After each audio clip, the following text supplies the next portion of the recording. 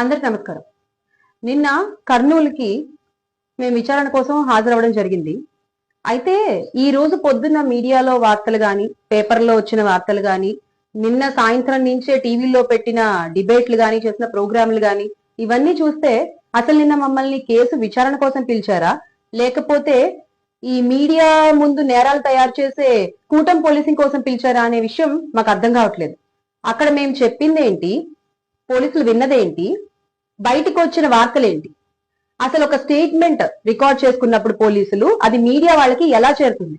4 గోడల మధ్య రికార్డ్ చేసినటువంటి స్టేట్మెంట్, మేము చెప్పిన స్టేట్మెంట్ ని మార్చి గోడ మీద పిల్లుల్లా ఉన్నటువంటి మీడియా మిత్రులకి ఎలా వెళ్ళింది?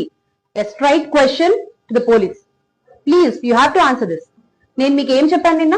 నేను స్క్రిప్ట్లు చదువుతున్నానని మీకు చెప్పానా? నేను చెప్పలేదు కదా. మరి ఎందుకు అలా చెప్పారు? బయటికి మీరు చెప్పారా, లేకపోతే బయట ఉన్న మీడియా మిత్రులు వాళ్ళు మీరు చెప్పిన వార్తను ఏమన్నా మార్చి వాళ్ళకి అనుగుణంగా మార్చుకున్నారా? ఏం జరుగుతోంది అసలు?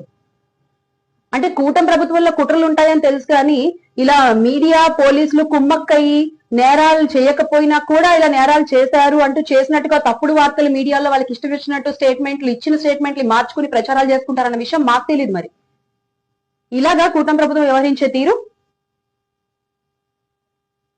నిజంగా మేము మీకు ఏం చెప్పామో అది చెప్పండి ప్రజలకి. అది న్యాయం, ధర్మం. అంతేగాని మీకు నచ్చినట్టుగా స్టేట్మెంట్లను మార్చుకుని బయట మీడియా మిత్రులకు ఇస్తే, మమ్మల్ని ఎక్కడ డిస్కస్ చేయొద్దన్నారు, మమ్మల్ని ఎక్కడ మాట్లాడొద్దన్నారు, కానీ మీడియా వాళ్ళకి ఆ న్యూస్ ఎలా తెలిసింది? పోలీసులు లీక్ చేశారా? మీడియా వాళ్ళకి ఈ విషయం ఎలా తెలిసింది? Straight question. ఖచ్చితంగా దీని కాన్సిక్వెన్సెస్ ఎదుర్కోవాలి. ఎవరు తప్పు చేశారో వాళ్ళకి ఖచ్చితంగా విచారణ జరిపి మరి అసలు నిజం ఏంటి అన్నది ప్రజలకు చూపించాల్సిన బాధ్యత ఖచ్చితంగా మాపై ఉంది. కాబట్టి పోలీసులకి, అలాగే ఏ అయితే ఫేక్ వార్తలు ప్రచారం చేస్తున్న మీడియా వాళ్ళకి ఖచ్చితంగా లీగల్ గా ప్రొసీడ్ అవడం జరుగుతుంది. నేను చేసిన స్టేట్మెంట్ ని డిస్ట్రాక్ట్ చేసి మీరు ఈ రోజు పబ్లిక్ చూపిస్తున్నారు. ప్రింట్ మీడియా, ఎలక్ట్రానిక్ మీడియా అన్నిట్లో, ఆ ఎల్లో మీడియా ఛానల్స్ లో ఎందుకు అబద్ధాలు మాట్లాడుతున్నారు? ఏం చెప్పామో చెప్పండి ప్రజలకి. నిజంగా నేను మీకు గనక అలా చెప్పుంటే, నేను వాళ్ళు ఇచ్చిన స్క్రిప్ట్ చదువుతున్నాను అని గనక నేను మీకు చెప్పుంటే, నేను బయటకు వచ్చి ధైర్యంగా ప్రెస్ మీట్ పెడతానా?